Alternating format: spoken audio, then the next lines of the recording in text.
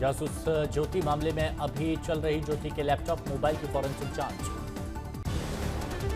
राहुल गांधी ने किया पुंछ का दौरा, पाक गोलीबारी से प्रभावित परिवारों से मुलाकात की और बातचीत की।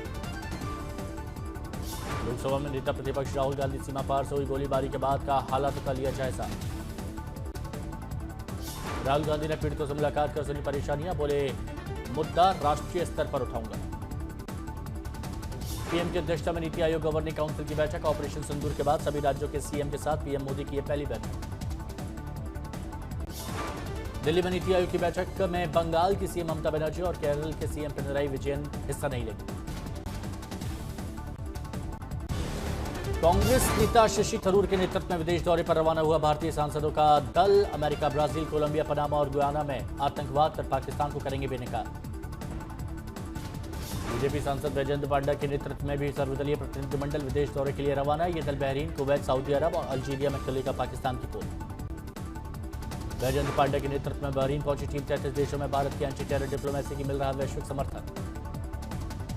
थरूर ने सीज फायर कराने का क्रेडिट लेने पर ट्रंप पर निशाना साधा, कहा मध्यस्थता की कोई औपचारिक प्रक्रिया नहीं हुई, ना ही इसके लिए कोई अनुरोध।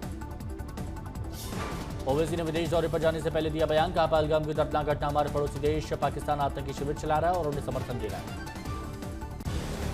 जापान में बोले जेडीयू सांसद संजय झा, अब भारत असहनीय नहीं अप्रत्याशित है, हमला किया गया तो घर में घुसकर मारेंगे। और पार्टी डेलीगेशन के जापान में बड़ा बयान, पाकिस्तान की सरकार खुद आतंक में शामिल, दुनिया को सच्चाई बताने निकला भारत।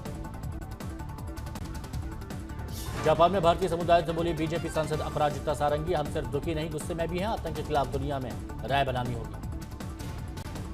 जापान में ऑल पार्टी डेलीगेशन के संबोधन, 370 हटने के बाद कश्मीर में शांति और विकास जो पाकिस्तान को बर्दाश्त नहीं, आतंक को वही आला पोसा चाहता है।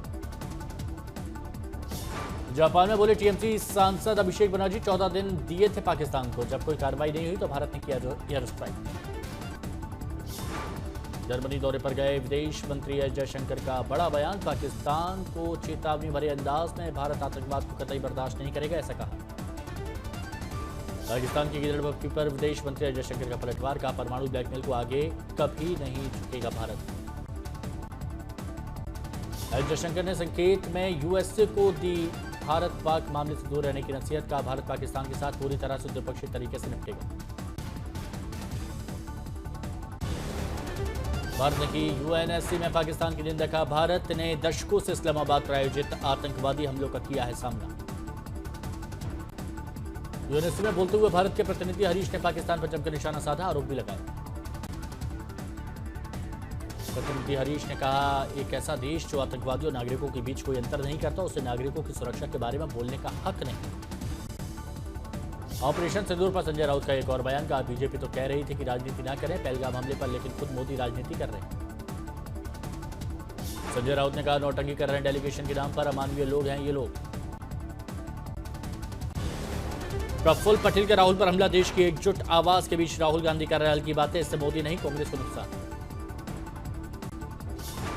नागपुर में बोले एनसीपी नेता प्रफुल्ल पटेल, दुनिया भर में भारत की पैरवी हो रही है, विपक्ष गैर जिम्मेदाराना बयान दे रहा है। श्रावस्ती में स्वामी प्रसाद मौर्य का बड़ा बयान, सेना पर दिए बयान को बताया घटिया सोच। देश में कोरोना के नए मामलों में बढ़ोतरी से बड़ी चिंता, दिल्ली समेत कई राज्यों में एडवाइजरी जारी, केरल में सबसे ज्यादा एक्टिव केस। अहमदाबाद में कोरोना के 20 नए केस, एक्टिव मरीजों की कुल संख्या 31। दिल्ली सरकार ने कोविड को लेकर जारी की नई एडवाइजरी, अस्पतालों को तैयार रहने के निर्देश। बढ़ते कोरोना के मामले के बीच आज दिल्ली में के सरकारी अस्पतालों में बैठक, कोरोना गाइडलाइंस का पालन करने को लेकर मंथन। नोएडा में कोरोना का पहला केस मिला, आइसोलेशन में रखा गया मरीज। चारधाम यात्रा में चरम पर श्रद्धालुओं का उत्साह, रिपोर्ट के अनुसार 13 लाख के करीब पहुंचा तीर्थयात्रियों का आंकड़ा। शिरडी में एनसीपी मंत्री छगन भुजबल ने साईं बाबा समाधि पर मत्था टेका, दर्शन करते हुए तस्वीरें आई सामने। पिथौरागढ़ में सेना से शुरू किया जिले का पहला सामुदायिक रेडियो स्टेशन। एक्टर मुकुल देव का निधन, 54 वर्ष की उम्र मिली अंतिम सांस।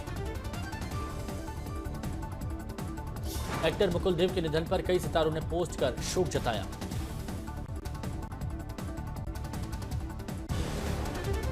सनराइजर्स हैदराबाद के खिलाफ मैच में slow over rate, Rajat Patidar पर आईपीएल ने ठोका भारी जुर्माना। आरसीबी कप्तान रजत पाटीदार पर स्लो ओवर रेट के कारण लगा 24 लाख का जुर्माना। भारत का पहला बुलेट ट्रेन स्टेशन सूरत लगभग तैयार, ट्रायल रन अगले साल से शुरू होंगे। सूरत में 300 किलोमीटर वायाडक्ट का काम पूरा हुआ, 40 मीटर स्पेन बॉक्स गर्डर की सफल लॉन्चिंग। हेमकुंड यात्रा का आगाज, पंच प्यारे गोविंद घाट गुरुद्वारे से हेमकुंड साहिब रवाना। कल सुबह 10 बजे खुलेंगे हेमकुंड साहिब के कपाट। सतारा में फिर बरसे आसमान से आफत के बादल, भारी बारिश से शहर में भारी जलभराव। बारिश के बाद पुणे सतारा हाईवे पर बना उबड़ खाबड़ मैदान, गुस्साए ड्राइवरों को न उठाए सवाल। जालना में हुई भारी बारिश, खेतों में बारिश का पानी जमा होने से खेतों में लगी फसलें पानी में डूबी। वर्षा में लगातार 10 दिनों से हो रही बेमौसम बारिश, आज भी रुक रुक कर बरसे बादल। रायपुर में भी हो रही है जमकर बारिश, तापमान में आई गिरावट।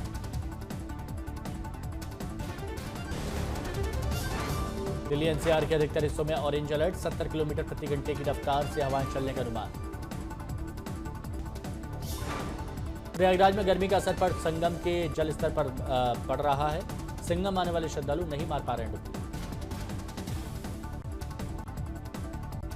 अरब सागर में शक्ति नामक चक्रवाती तूफान का प्रभाव दक्षिण गुजरात के तटीय क्षेत्रों में शहरों में देखने को मिला।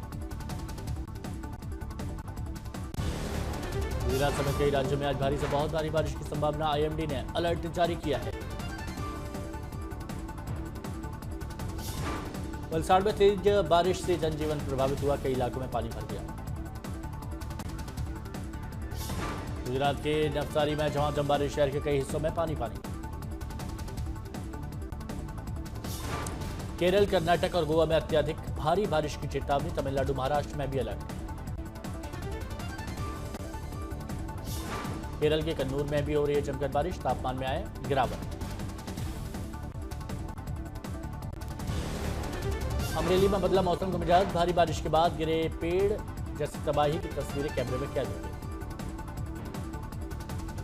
भारी बारिश के कारण अमरेली में कई सोसाइटी पानी में डूबी दिखी।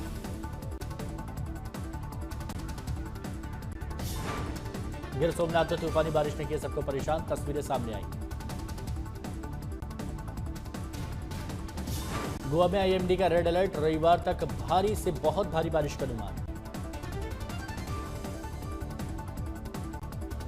दिल्ली के बवाना इलाके में फैक्ट्री में लगी आग, विस्फोट के बाद गिरी इमारत, किसी के हताहत होने की खबर नहीं।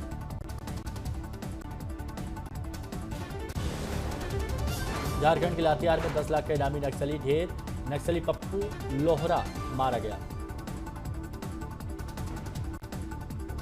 नक्सलियों के खिलाफ चले अभियान में 5 लाख के इनामी प्रभात गंजू को भी सुरक्षा बलों ने ढेर कर दिया। Indore dream Olympic shooting range मामले में संस्थान में चलाए जा रहे लव जिहाद के अड्डे की शिकायत करता युवती आई मीडिया के सामने।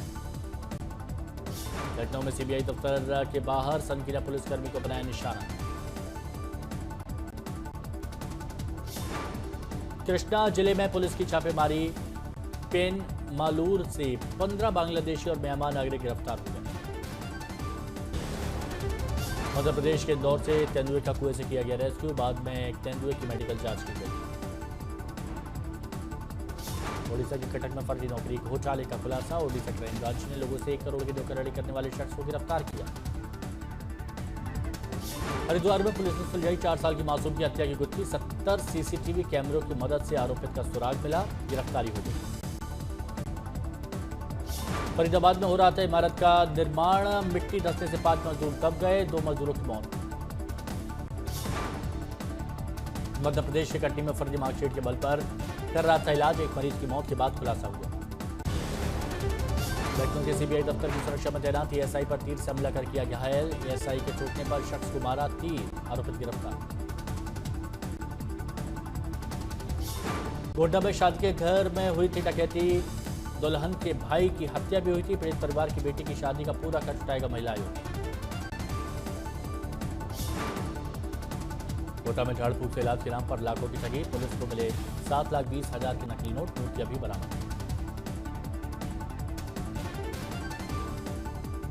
दो आतंकी हमलों को झेल चुके वाराणसी के गंगा घाट की सुरक्षा व्यवस्था नाकाफी, जमीनी हकीकत की कसौटी पर परखी जा रही है सुरक्षा व्यवस्था।